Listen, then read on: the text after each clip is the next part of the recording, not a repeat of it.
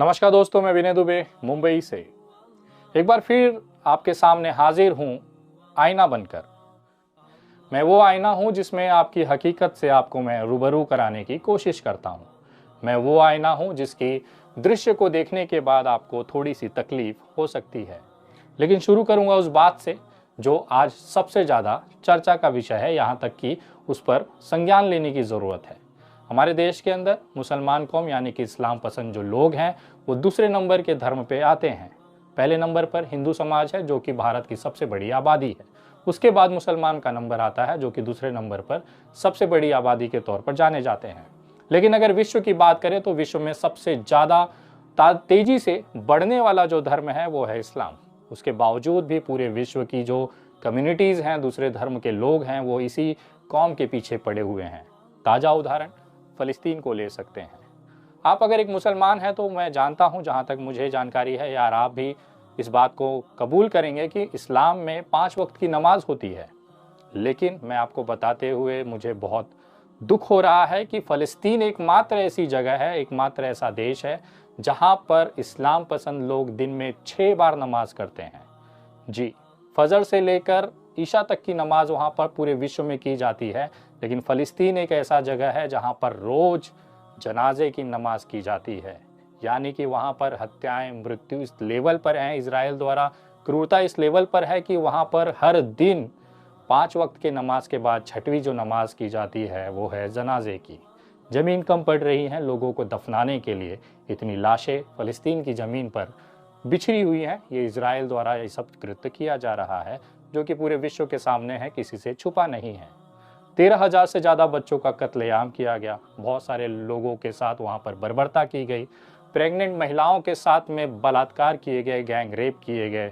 बहुत सारी ऐसी वीडियोस दिखी हैं जिसमें कि महिला प्रेग्नेंट रही है, उसके सामने इजराइल सैनिकों ने रेप किया, उसके बाद में उसके पति के सामने ही किया और बाद में गोली मार दी गई। ऐसी भी वीडियोस मैंने देखी हैं जिसमें बच्चे दुआ कर रहे थे कि हे ऊपर वाले मुझे मौत दे दे। मैंने सुना है कि जन्नत में खाने की कमी नहीं है। मैं उस इस्लाम की बात कर रहा हूँ जहाँ पर इस देश के, इस धरती के अंदर एक ऐसा भी देश है जहाँ पर छोटे छोटे बच्चे अपनी मौत के लिए ऊपर वाले से प्रार्थना कर रहे हैं, दुआ कर रहे हैं, केवल इसलिए कि शायद मरने के बाद जन्नत जब उन्हें नसीब होगी, जन्नत जब वो जाएंगे तो वहाँ पर भूखा नहीं रहना पड़ेगा, उनको वहाँ पर भोजन मिलेगा। लेकिन इसके उलट जब मैं भारत की मुसलमानों की स्थिति को देखता हूँ तो मैं बहुत चौंक जाता हूँ। अभी 2 दिन पहले ही होली बीती है। मैंने इस बार होली नहीं मनाई क्योंकि मेरे सामने उन बच्चों के जो जख्मों के खून थे उसे देखकर मेरा मन विचलित था। मैंने सोशल मीडिया के माध्यम से पर्सनल लेवल पे मैंने ये घोषित किया कि भले मेरा कौम नहीं है, मैं इस्लाम से नहीं हूँ, लेकिन एक इंसानियत के नाते मेरे बगल में करीबन 4,000 किलोमीटर की दूरी पर छोटे छोटे बच्चों को कत्लेआम किया जा रहा है, उनके शरीर पर जख्म दिए जा रहे हैं जिसमें से खून निकल रहा है। उस खून की दर्द को वो संभाल नहीं पा रहे, वो चीख रहे हैं, चिल्ला रहे हैं। ऐसे माहौल में एक भाई जो कि इंसानियत को मानने वाला है, आखिर वो जश्न कैसे मना सकता है? मैं एक ब्राह्मण हूँ, हिंदू हूँ, उसके बावजूद भी मेरे अंदर ये तकलीफ़ थी, मेरे दिल में ये तकलीफ़ थी कि इस घटना के बाद, इतनी लाशों के बाद मैं जश्न या फिर कोई त्यौहार मना ही नहीं सकता। मेरा ज़मीर, मेरी हिम्मत गवाही नहीं देती। लेकिन ठीक इसके उलट इसी इस्लाम के लोग जिनके भाइयों को वहाँ काटा जा रहा है, उनकी बहनों को वहाँ पर गैंग रेप करके, बलात्कार करके गोलियां मारी जा रही है, छोटे छोटे बच्चों को कत्लेआम किया जा रहा है, उनके ऊपर से टैंक चढ़ाए जा रहे हैं, उनको ऊपर से गाड़ियां चलाई जा रही है, सर में गोलियां मारी जा रही हैं। ऐसा सब देखने के बाद भी मेरे भारत का मुसलमान इफ्तार पार्टियों में जश्न मना रहा है। बड़े बड़े दस्तरखान लगाए गए हैं, खूबसूरत से खाने रखे गए हैं, बढ़िया व्यंजन दिया गया है उस विश्व के अंदर जहाँ पे ठीक उनसे 4,000 किलोमीटर की दूरी पर छोटे छोटे बच्चे घास खा रहे हैं, उनको निवाला नहीं है। उसके बावजूद भारत के जो कुछ मुसलमान हैं वो जश्न मना रहे हैं और उसकी वीडियो सोशल मीडिया पर बड़ी तेताबी के साथ डाल देते हैं, बड़े गर्व के साथ कि बड़ा शानदार डिनर किया। मैं मानता हूँ भगवान ने आपको नवाजा है, भगवान ने आपको वो सारी आपके मेहनत का फल दिया है कि आपको उस काबिल बनाया है कि आप इतना शानदार इफ्तारी कर सकते हैं। लेकिन जिस कौम में आपके नियम के अनुसार जिस तरह से आप इतनी शानदार पार्टियां कर रहे हैं, इफ्तार कर रहे हैं, कभी आपने सोचा है कि आपके बगल में आपका भाई घास खा रहा है, उसकी बहनों के साथ बलात्कार हो रहा है? थोड़ी तो रहम और थोड़ी सी तो आपको फिक्र होनी चाहिए। मैं ये नहीं कहता हूँ कि आप इफ्तार मत करिए, शानदार इफ्तार करिए भाई, बहुत बेहतरीन इफ्तार करिए, जितना हो सकता है उतनी बेहतरीन खाना खाइए, उतनी बेहतरीन सेलिब्रेशन करिए, लेकिन बंद आंखों से घर के अंदर मुट्ठी बंद करके। ये सोशल मीडिया पर आप जो बड़ी बड़ी वीडियोस, दस्तरखाने, बड़े शानदार पार्टियाँ, इफ्तार पार्टियाँ चला रहे हैं, आपको क्या लगता है कि ये वीडियो जब दूसरे देशों में या कि फ़लस्तीन के लोग देखते होंगे तो वो क्या सोचते होंगे कि हमारे छोटे बच्चे उसी इस्लाम में कत्लेआम कर दिया जा रहा है, और हमारे ठीक बगल का एक छोटा सा देश, हमारे ठीक बगल का एक देश जिसमें कि मुस्लिम आबादी, इस्लाम पसंद लोग इतनी तादाद में हैं, वहाँ पर दस्तरखान सजाए गए हैं और उसकी बाकायदी नुमाइंदगी की जा रही है, उसका शो ऑफ किया जा रहा है सोशल मीडिया पर। आपको यकीन नहीं होगा मेरी बातों पे, लेकिन मैं कुछ वीडियोस आपको दिखाना चाहता हूँ। ये वीडियो जो आप मेरे बगल में देख रहे हैं, दरअसल ये मुंबई के सबसे बड़े इफ्तार पार्टी की एक दावत का छोटा सा वीडियो है, जिसमें बिग बॉस के विनर मुनव्वर फारूकी अपने कुछ social media influencers, million follower करने वाले, मिलियंस में उनको फॉलो करने वाले लोग उनके साथ बैठे हुए हैं, और इतना शानदार दस्तरखान इन्होंने लगाकर सोशल मीडिया पर वीडियो पोस्ट की, ये दिखाने के लिए कि देखिए मेरा रुतबा क्या है, मैं बिग बॉस का विनर हूँ, मेरी इफ्तार पार्टी इतनी शानदार होती है, 5 स्टार होटलों में बड़े से दस्तरखान पे बड़े बड़े लोगों के साथ मैं इफ्तार करता हूँ। ये वो इंसान है जो उसी इस्लाम, उसी कुरान के मानने वाले लोगों में से आता है, जिनके छोटे छोटे बच्चों को कत्लेआम किया जा रहा है, उसी कौम की महिलाओं के साथ गैंगरेप किया जा रहा है, उनके सामने, उनके पति के सामने उनको गोलियां मार दी जा रही है, और यहाँ पर दस्तरखान सजाए गए हैं।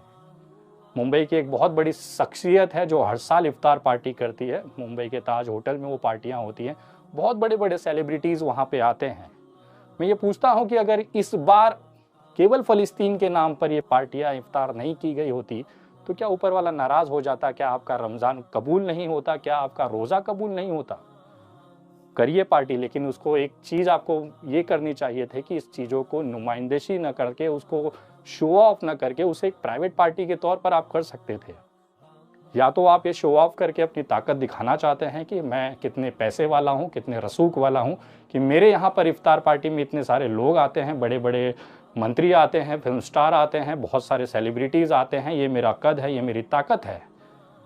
आप पार्टी करते, सारी चीज़ें करते, साथ ही साथ फ़लस्तीन के लिए भी अगर आप आवाज़ उठाते, एक छोटा सा पोस्ट कर देते, एक छोटा सा ट्वीट कर देते, एक छोटा सा इंस्टाग्राम पे रील्स बना देते या स्टोरी लगा देते, तो कम से कम उन्हें अच्छा लगता। आपके मिलियंस फॉलोअर्स हैं, करोड़ों लोग आप लोगों को फॉलो करते हैं, तो क्या आपके अंदर इतना समय नहीं है कि एक छोटा सा ट्वीट ही कर दो फ़लस्तीन के सपोर्ट में? हमें भी अच्छा लगता, हम भी देखते। ये जितनी भी पार्टी में लोग आए, मैंने तमाम लोगों के ट्विटर्स, इंस्टाग्राम खंगाले, फ़लस्तीन के लिए कोई आवाज़ नहीं उठा रहा है।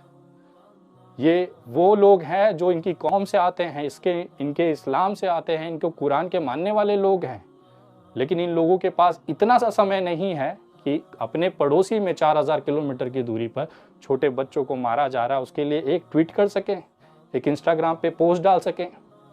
सब बिजी हैं। कहाँ बिजी हैं? हुक्का पीने में। कल रात को ही बिग बॉस के जिस विनर का मैंने आपको वीडियो दिखाया, जितना शानदार उन्होंने दस्तरखान लगाया हुआ था, बेहतरीन खाने, विश्व के सारे फ्रूट्स, सारी चीज़ें वहाँ पर रखी हुई थी, शानदार इफ्तार पार्टी कर रहे थे। दरअसल वो इसीलिए फ़लस्तीन को लेकर आवाज़ नहीं उठा पा रहे, उसकी मदद नहीं कर पा रहे, क्योंकि उनके पास समय नहीं है, वो हुक्का पीने में बिजी हैं। कल रात को मुंबई पुलिस ने उन्हें डिटेन किया है, हुक्का पीने के जुर्म में उनको अरेस्ट किया गया था, उसके बाद में उन्हें छोड़ दिया गया है। बहुत मामूली सी घटना है। उनके ब्लड सैंपल्स में टबैको मिली हैं, ऐसी खबरें सोशल मीडिया पर, समाचार चैनलों पर चल रही हैं।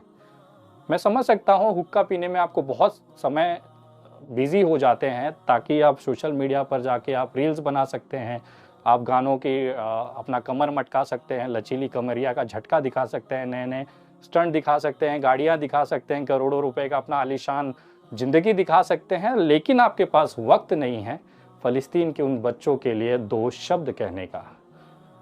मैं वो इंसान नहीं हूँ, आपसे ज़्यादा नहीं, लेकिन बहुत छोटा सा एक व्यक्तित्व है, अपनी ज़िंदगी में संघर्षों के साथ यहाँ तक पहुँचा हूँ। लग्जरी गाड़ियाँ हैं, मेहनत की कमाई है, उसके बावजूद लेकिन एक इंसानियत जो मेरे दिल में है, उसके अंदर धर्म को लेकर कोई भी भेदभाव नहीं है। इसलिए 15 दिन से मैं लगातार फ़लस्तीन के बच्चों को लेकर, वहाँ की बहनों को लेकर, वहाँ के लोगों को लेकर मुहिम चला रहा हूँ। इसमें मेरा कुछ नहीं जाता है, उल्टा मैं गालियाँ ही खा रहा हूँ। मेरे सोशल मीडिया पर अगर आप जाके देखेंगे तो जितने हिंदू भाई हैं वो मुझे मुसलमान के एक कैटेगरी में डाल देते हैं कि भाई तू मुसलमान है। मुझे कोई आपत्ति नहीं है, आप मुझे मुसलमान बोलिए, आप मुझे कुछ बोलिए।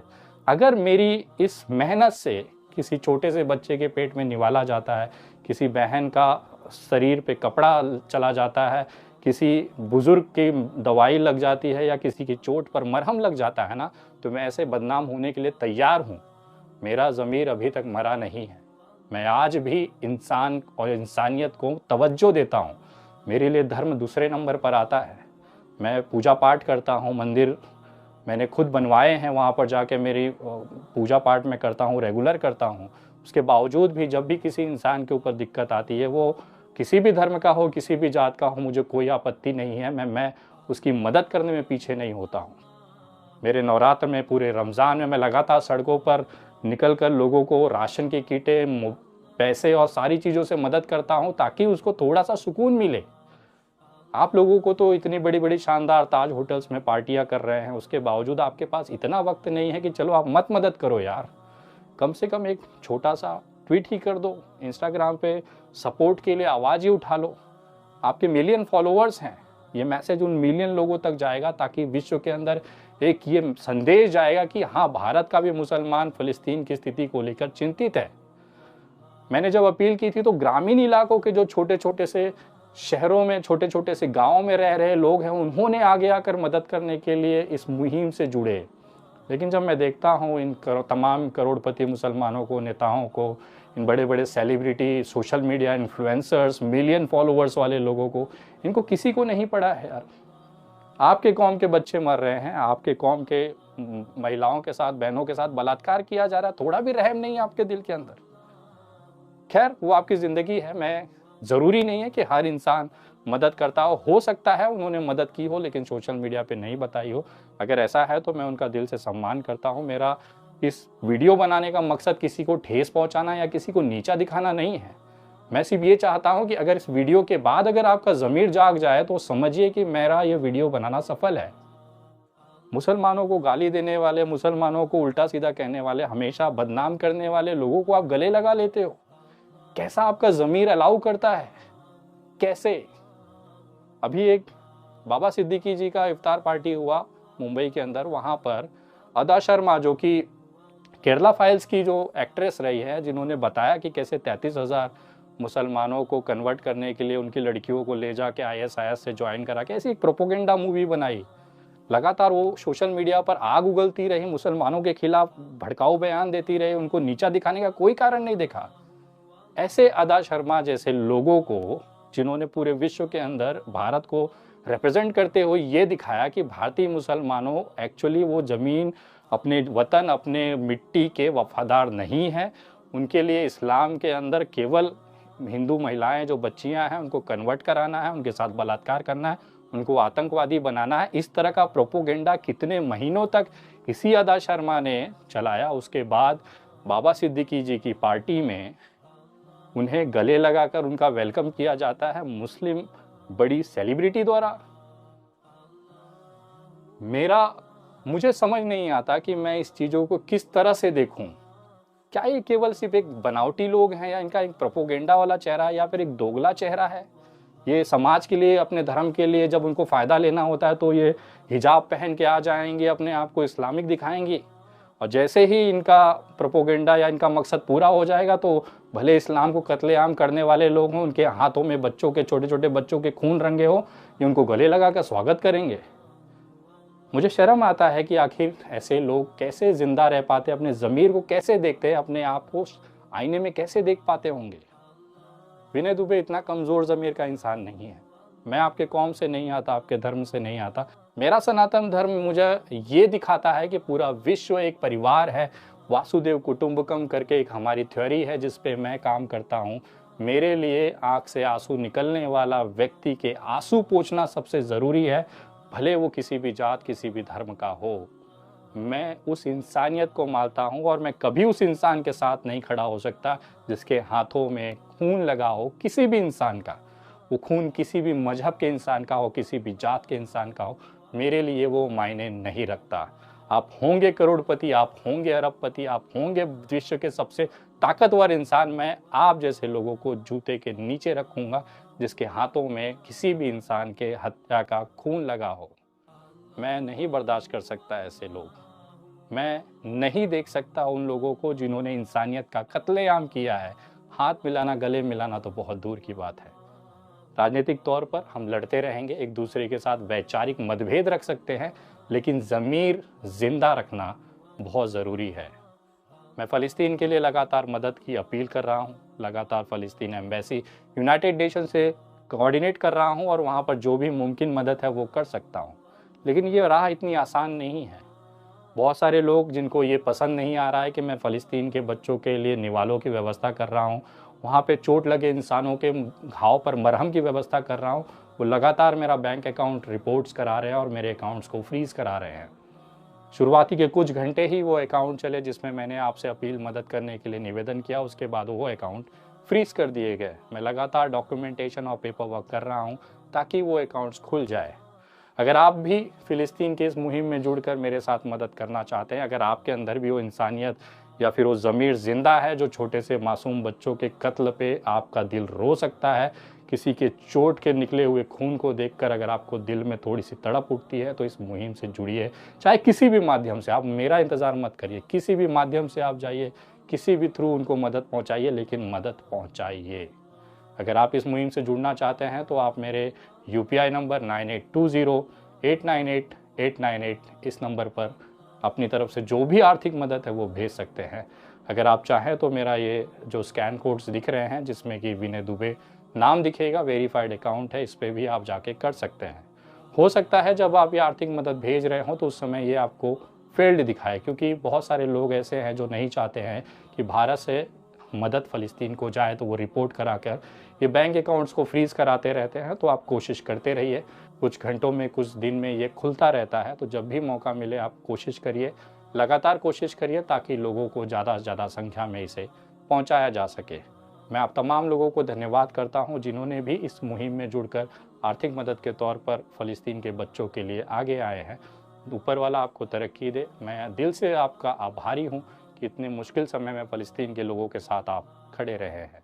मैं अपना काम कर रहा हूं और ऊपर वाले से दुआ करूंगा कि इन जैसे बड़े बड़े सेलिब्रिटी और सो कॉल्ड रिच पीपल्स को थोड़ा सा दिल में इंसानियत और लोगों के तकलीफ़ देखने के लिए उतना ज़मीर ज़िंदा रखे। ये मैं ऊपर वाले से दुआ करता हूँ। अगली वीडियो आप किस मुद्दे पे देखना चाहते हैं उसको आप कमेंट करके मुझे बता सकते हैं। मैं रिसर्च करके जो भी बेस्ट विश्लेषण होगा उसको मैं आप लोगों तक पहुँचाऊँगा। राजनीतिक तौर पर वीडियोस में थोड़ा सा अवॉइड कर रहा हूँ क्योंकि मैं लगातार फ़लस्तीन के मुद्दे पर लगा हुआ हूँ, उनको मदद पहुँचाने की भरसक कोशिश कर रहा हूँ। अगली वीडियो बहुत जल्द, तब तक जय हिंद, जय महाराष्ट्र।